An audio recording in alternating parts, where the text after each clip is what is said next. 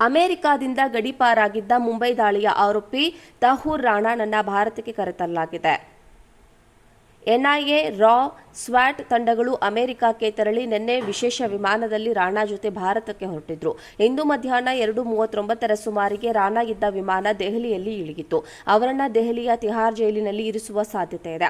ರಾಣಾ ಅವರನ್ನ ಭಾರತಕ್ಕೆ ಹಸ್ತಾಂತರಿಸುವುದನ್ನು ತುರ್ತು ತಡೆಹಿಡಿಯುವಂತೆ ಕೋರಿ ಸಲ್ಲಿಸಿದ್ದ ಪರಿಶೀಲನಾ ಅರ್ಜಿಯನ್ನು ದೇಶದ ಸುಪ್ರೀಂಕೋರ್ಟ್ ವಜಾಗೊಳಿಸಿದ ನಂತರ ಭಾರತದ ತನಿಖಾಧಿಕಾರಿಗಳ ತಂಡ ಅಮೆರಿಕಕ್ಕೆ ಪ್ರಯಾಣ ಬೆಳೆಸಿದೆ. ಅಧಿಕಾರಿಗಳ ಪ್ರಕಾರ ರಾಷ್ಟ್ರ ರಾಜಧಾನಿಯ ತಿಹಾರ್ ಜೈಲಿನಲ್ಲಿರುವ ಹೈಸೆಕ್ಯೂರಿಟಿ ಸೆಲ್ಗಳು ಹೆಚ್ಚಿನ ಅಪಾಯದ ಬಂಧಿತ ವ್ಯಕ್ತಿಗಾಗಿ ಸಿದ್ಧವಾಗಿವೆ.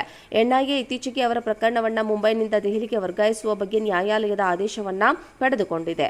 ಅವರನ್ನು ಭಾರತಕ್ಕೆ ಕರೆತಂದು ನ್ಯಾಯಾಲಯದ ಮುಂದೆ ಹಾಜರುಪಡಿಸಿದ ನಂತರ ಏಜೆನ್ಸಿ ಅವರನ್ನು ಕಸ್ಟಡಿಗೆ ವಿಚಾರಣೆಗೆ ಒಳಪಡಿಸಬಹುದು. ಮುಂಬೈ ಭಯೋತ್ಪಾದನಾ ದಾಳಿ ಪ್ರಕರಣದಲ್ಲಿ ರಾಣಾ ವಿಚಾರಣೆಯನ್ನು ಎದುರಿಸಬೇಕಾಗುತ್ತದೆ. ಅಮೆರಿಕದಿಂದ ಗಡೀಪಾರಾಗಿದ್ದ ಮುಂಬೈ ದಾಳಿಯ ಆರೋಪಿ ತಹೂರ್ ರಾಣಾನನ್ನ ಭಾರತಕ್ಕೆ ಕರೆತರಲಾಗಿದೆ. ಎನ್ಐಎ, ರಾ, ಸ್ವಾಟ್ ತಂಡಗಳು ಅಮೆರಿಕಕ್ಕೆ ತೆರಳಿ ನಿನ್ನೆ ವಿಶೇಷ ವಿಮಾನದಲ್ಲಿ ರಾಣಾ ಜೊತೆ ಭಾರತಕ್ಕೆ ಹೊರಟಿದ್ರು. ಇಂದು ಮಧ್ಯಾಹ್ನ 2:39ರ ಸುಮಾರಿಗೆ ರಾಣಾ ಇದ್ದ ವಿಮಾನ ದೆಹಲಿಯಲ್ಲಿ ಇಳಿಗಿತ್ತು. ಅವರನ್ನ ದೆಹಲಿಯ ತಿಹಾರ್ ಜೈಲಿನಲ್ಲಿ ಇರಿಸುವ ಸಾಧ್ಯತೆ ಇದೆ. ರಾಣಾ ಅವರನ್ನ ಭಾರತಕ್ಕೆ ಹಸ್ತಾಂತರಿಸುವುದನ್ನು ತುರ್ತು ತಡೆಹಿಡಿಯುವಂತೆ ಕೋರಿ ಸಲ್ಲಿಸಿದ್ದ ಪರಿಶೀಲನಾ ಅರ್ಜಿಯನ್ನು ದೇಶದ ಸುಪ್ರೀಂಕೋರ್ಟ್ ವಜಾಗೊಳಿಸಿದ ನಂತರ ಭಾರತದ ತನಿಖಾಧಿಕಾರಿಗಳ ತಂಡ ಅಮೆರಿಕಕ್ಕೆ ಪ್ರಯಾಣ ಬೆಳೆಸಿದೆ.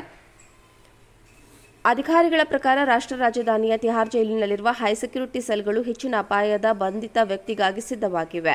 ಎನ್ಐಎ ಇತ್ತೀಚೆಗೆ ಅವರ ಪ್ರಕರಣವನ್ನು ಮುಂಬೈನಿಂದ ದೆಹಲಿಗೆ ವರ್ಗಾಯಿಸುವ ಬಗ್ಗೆ ನ್ಯಾಯಾಲಯದ ಆದೇಶವನ್ನು ಪಡೆದುಕೊಂಡಿದೆ. ಅವರನ್ನು ಭಾರತಕ್ಕೆ ಕರೆತಂದು ನ್ಯಾಯಾಲಯದ ಮುಂದೆ ಹಾಜರುಪಡಿಸಿದ ನಂತರ ಏಜೆನ್ಸಿ ಅವರನ್ನು ಕಸ್ಟಡಿಗೆ ವಿಚಾರಣೆಗೆ ಒಳಪಡಿಸಬಹುದು. ಮುಂಬೈ ಭಯೋತ್ಪಾದನಾ ದಾಳಿ ಪ್ರಕರಣದಲ್ಲಿ ರಾಣಾ ವಿಚಾರಣೆಯನ್ನು ಎದುರಿಸಬೇಕಾಗುತ್ತದೆ. ಅಮೆರಿಕದಿಂದ ಗಡೀಪಾರಾಗಿದ್ದ ಮುಂಬೈ ದಾಳಿಯ ಆರೋಪಿ ತಹೂರ್ ರಾಣಾನನ್ನ ಭಾರತಕ್ಕೆ ಕರೆತರಲಾಗಿದೆ. ಎನ್ಐಎ, ರಾ, ಸ್ವಾಟ್ ತಂಡಗಳು ಅಮೆರಿಕಕ್ಕೆ ತೆರಳಿ ನಿನ್ನೆ ವಿಶೇಷ ವಿಮಾನದಲ್ಲಿ ರಾಣಾ ಜೊತೆ ಭಾರತಕ್ಕೆ ಹೊರಟಿದ್ರು. ಇಂದು ಮಧ್ಯಾಹ್ನ 2:39ರ ಸುಮಾರಿಗೆ ರಾಣಾ ಇದ್ದ ವಿಮಾನ ದೆಹಲಿಯಲ್ಲಿ ಇಳಿಗಿತ್ತು. ಅವರನ್ನ ದೆಹಲಿಯ ತಿಹಾರ್ ಜೈಲಿನಲ್ಲಿ ಇರಿಸುವ ಸಾಧ್ಯತೆ ಇದೆ. ರಾಣಾ ಅವರನ್ನ ಭಾರತಕ್ಕೆ ಹಸ್ತಾಂತರಿಸುವುದನ್ನು ತುರ್ತು ತಡೆಹಿಡಿಯುವಂತೆ ಕೋರಿ ಸಲ್ಲಿಸಿದ್ದ ಪರಿಶೀಲನಾ ಅರ್ಜಿಯನ್ನು ದೇಶದ ಸುಪ್ರೀಂಕೋರ್ಟ್ ವಜಾಗೊಳಿಸಿದ ನಂತರ ಭಾರತದ ತನಿಖಾಧಿಕಾರಿಗಳ ತಂಡ ಅಮೆರಿಕಕ್ಕೆ ಪ್ರಯಾಣ ಬೆಳೆಸಿದೆ. ಅಧಿಕಾರಿಗಳ ಪ್ರಕಾರ ರಾಷ್ಟ್ರ ರಾಜಧಾನಿಯ ತಿಹಾರ್ ಜೈಲಿನಲ್ಲಿರುವ ಹೈಸೆಕ್ಯೂರಿಟಿ ಸೆಲ್ಗಳು ಹೆಚ್ಚಿನ ಅಪಾಯದ ಬಂಧಿತ ವ್ಯಕ್ತಿಗಾಗಿ ಸಿದ್ಧವಾಗಿವೆ. ಎನ್ಐಎ ಇತ್ತೀಚೆಗೆ ಅವರ ಪ್ರಕರಣವನ್ನು ಮುಂಬೈನಿಂದ ದೆಹಲಿಗೆ ವರ್ಗಾಯಿಸುವ ಬಗ್ಗೆ ನ್ಯಾಯಾಲಯದ ಆದೇಶವನ್ನು ಪಡೆದುಕೊಂಡಿದೆ. ಅವರನ್ನು ಭಾರತಕ್ಕೆ ಕರೆತಂದು ನ್ಯಾಯಾಲಯದ ಮುಂದೆ ಹಾಜರುಪಡಿಸಿದ ನಂತರ ಏಜೆನ್ಸಿ ಅವರನ್ನು ಕಸ್ಟಡಿಗೆ ವಿಚಾರಣೆಗೆ ಒಳಪಡಿಸಬಹುದು. ಮುಂಬೈ ಭಯೋತ್ಪಾದನಾ ದಾಳಿ ಪ್ರಕರಣದಲ್ಲಿ ರಾಣಾ ವಿಚಾರಣೆಯನ್ನು ಎದುರಿಸಬೇಕಾಗುತ್ತದೆ. ಅಮೆರಿಕದಿಂದ ಗಡೀಪಾರಾಗಿದ್ದ ಮುಂಬೈ ದಾಳಿಯ ಆರೋಪಿ ತಹೂರ್ ರಾಣಾನನ್ನ ಭಾರತಕ್ಕೆ ಕರೆತರಲಾಗಿದೆ. ಎನ್ಐಎ, ರಾ, ಸ್ವಾಟ್ ತಂಡಗಳು ಅಮೆರಿಕಕ್ಕೆ ತೆರಳಿ ನಿನ್ನೆ ವಿಶೇಷ ವಿಮಾನದಲ್ಲಿ ರಾಣಾ ಜೊತೆ ಭಾರತಕ್ಕೆ ಹೊರಟಿದ್ರು. ಇಂದು ಮಧ್ಯಾಹ್ನ 2:39ರ ಸುಮಾರಿಗೆ ರಾಣಾ ಇದ್ದ ವಿಮಾನ ದೆಹಲಿಯಲ್ಲಿ ಇಳಿಗಿತ್ತು. ಅವರನ್ನ ದೆಹಲಿಯ ತಿಹಾರ್ ಜೈಲಿನಲ್ಲಿ ಇರಿಸುವ ಸಾಧ್ಯತೆ ಇದೆ. ರಾಣಾ ಅವರನ್ನ ಭಾರತಕ್ಕೆ ಹಸ್ತಾಂತರಿಸುವುದನ್ನು ತುರ್ತು ತಡೆಹಿಡಿಯುವಂತೆ ಕೋರಿ ಸಲ್ಲಿಸಿದ್ದ ಪರಿಶೀಲನಾ ಅರ್ಜಿಯನ್ನು ದೇಶದ ಸುಪ್ರೀಂಕೋರ್ಟ್ ವಜಾಗೊಳಿಸಿದ ನಂತರ ಭಾರತದ ತನಿಖಾಧಿಕಾರಿಗಳ ತಂಡ ಅಮೆರಿಕಕ್ಕೆ ಪ್ರಯಾಣ ಬೆಳೆಸಿದೆ. ಅಮೆರಿಕದಿಂದ ಗಡೀಪಾರಾಗಿದ್ದ ಮುಂಬೈ ದಾಳಿಯ ಆರೋಪಿ ತಹೂರ್ ರಾಣಾನನ್ನ ಭಾರತಕ್ಕೆ ಕರೆತರಲಾಗಿದೆ. ಎನ್ಐಎ, ರಾ, ಸ್ವಾಟ್ ತಂಡಗಳು ಅಮೆರಿಕಕ್ಕೆ ತೆರಳಿ ನಿನ್ನೆ ವಿಶೇಷ ವಿಮಾನದಲ್ಲಿ ರಾಣಾ ಜೊತೆ ಭಾರತಕ್ಕೆ ಹೊರಟಿದ್ರು. ಇಂದು ಮಧ್ಯಾಹ್ನ 2:39ರ ಸುಮಾರಿಗೆ ರಾಣಾ ಇದ್ದ ವಿಮಾನ ದೆಹಲಿಯಲ್ಲಿ ಇಳಿಗಿತ್ತು. ಅವರನ್ನ ದೆಹಲಿಯ ತಿಹಾರ್ ಜೈಲಿನಲ್ಲಿ ಇರಿಸುವ ಸಾಧ್ಯತೆ ಇದೆ.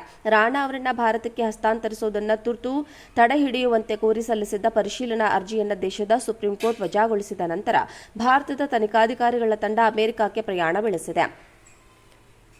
ಅಧಿಕಾರಿಗಳ ಪ್ರಕಾರ ರಾಷ್ಟ್ರ ರಾಜಧಾನಿಯ ತಿಹಾರ್ ಜೈಲಿನಲ್ಲಿರುವ ಹೈಸೆಕ್ಯೂರಿಟಿ ಸೆಲ್ಗಳು ಹೆಚ್ಚಿನ ಅಪಾಯದ ಬಂಧಿತ ವ್ಯಕ್ತಿಗಾಗಿ ಸಿದ್ಧವಾಗಿವೆ. ಎನ್ಐಎ ಇತ್ತೀಚೆಗೆ ಅವರ ಪ್ರಕರಣವನ್ನು ಮುಂಬೈನಿಂದ ದೆಹಲಿಗೆ ವರ್ಗಾಯಿಸುವ ಬಗ್ಗೆ ನ್ಯಾಯಾಲಯದ ಆದೇಶವನ್ನು ಪಡೆದುಕೊಂಡಿದೆ. ಅವರನ್ನು ಭಾರತಕ್ಕೆ ಕರೆತಂದು ನ್ಯಾಯಾಲಯದ ಮುಂದೆ ಹಾಜರುಪಡಿಸಿದ ನಂತರ ಏಜೆನ್ಸಿ ಅವರನ್ನು ಕಸ್ಟಡಿಗೆ ವಿಚಾರಣೆಗೆ ಒಳಪಡಿಸಬಹುದು. ಮುಂಬೈ ಭಯೋತ್ಪಾದನಾ ದಾಳಿ ಪ್ರಕರಣದಲ್ಲಿ ರಾಣಾ ವಿಚಾರಣೆಯನ್ನು ಎದುರಿಸಬೇಕಾಗುತ್ತದೆ.